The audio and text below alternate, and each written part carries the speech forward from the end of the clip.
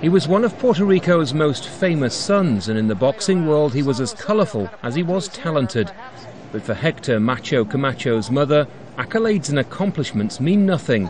Her son is now a high-profile statistic in a growing and increasingly deadly wave of violence. I mean, things are bad everywhere in the world, and it's showing.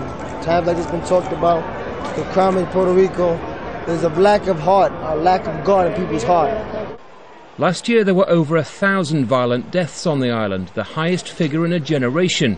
It's thought many are linked to a big increase in drug trafficking and compounded by high unemployment and poverty. And in the last few days, 20 people have died across Puerto Rico, many of them the victims of drive-by shootings. But it's the poorer neighbourhoods that are suffering during this spike in violent crime. And all too often it's innocent bystanders that are paying the price. Almost a year ago, Carlos Santiago's daughter Carla was killed by a stray bullet. She was just 15 years old. Her death has ripped the family apart. But Carlos says it's been made worse by a justice system he claims cares little for the poor. The police are doing nothing, and we have no faith in the Justice Department in Puerto Rico.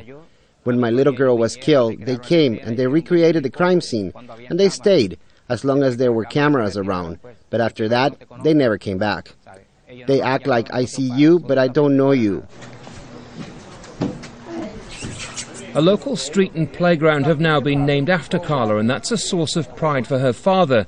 But he, like many others, has little faith in a police force that's constantly accused of corruption and gang members who have little regard for innocent lives.